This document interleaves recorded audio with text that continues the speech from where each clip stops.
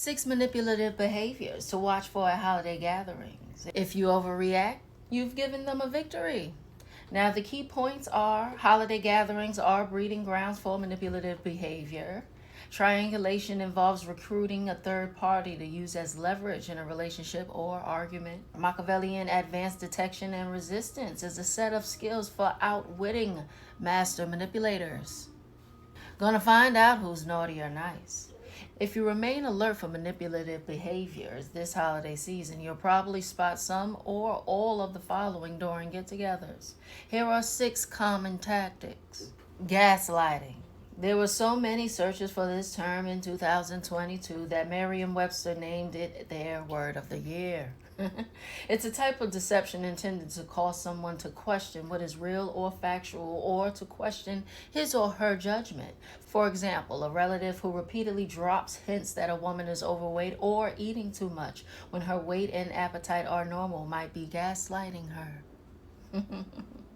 Backhanded compliments. You've probably heard the old gag about a socially awkward boy complimenting his date saying, "You don't sweat much for a fat girl." That's a backhanded compliment. We all know this, right? We all know, your hair looks nice. Pushing your buttons. There's no way you're trying to get me this hot, and you know Christmas and the holidays are around the corner. Relax. Boundary blindness. Some boundaries are legally enforceable. For example, if I hit you, I'm going to hit that ass back, and you know this. Boundary blindness. Some boundaries are legally enforceable. For example, if I hit you, I can be charged with a crime. But most of our boundaries aren't legally protected. Someone talking loudly on their phone in a public place, for example, requires that we either endure it, leave the area, or risk a possible confrontation by saying something to the loud talker. What are your options when someone absent-mindedly drums his or her fingers on the table during a meeting or keeps whispering in a theater? These inconsiderate individuals are blind to other people's boundaries. You might encounter these kind of intrusive questions and behaviors during the holidays. So when are you two going to get married? Wow, that's a nice car. How much did you pay for it? Here, have some more eggnog. No, I insist. Don't be a party pooper. The silent treatment. This is another passive-aggressive affront. Anything you do in response allows the perpetrator to feign surprise and blame you for being overly sensitive.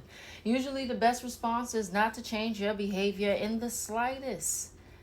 Ignore their behavior and give the offending person no satisfaction. However, if the silence can't be ignored, example, when the one shunning you is the host, one's own spouse, or a guest in one's home, then dealing with it may be the only option.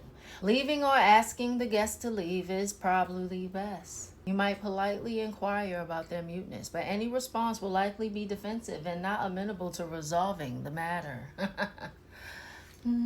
If you don't have the decency to speak, the decency to interact, what are we here for? What are you here for? Why are you here? Triangulation. When children squabble with their siblings, they sometimes appeal to a parent to take their side against their brothers or sisters. This is a familiar version of triangulation, recruiting a third party as leverage in a relationship or a dispute. Some adult siblings are not immune to using this technique, especially if there has been a lifelong pattern of triangulation within the family. In fact, this kind of intra-family triangulation has a specific name: Karpman drama triangle. Political and religious arguments, the bane of family gatherings this time of year, are especially prone to triangulation. When you're subjected to manipulative behavior, confrontation is usually the worst possible response. Okay, for me, it's the best response because you can say anything to anyone. It's all about how you say it, your tone and how you're bringing it to me. Okay, the setting, what's going on, a lot of things, a lot of factors. Okay, there are a lot of factors, but anything can be asked. And it's me, my dear. I will ask. Because I don't want to feel away and there's nothing going on and it's just me going crazy. Woohoo! I would have left and it wasn't even about nothing, you know? We all going through our own things. We ain't thinking about you. It usually don't even be about you. So let's just enjoy the holidays, why don't you?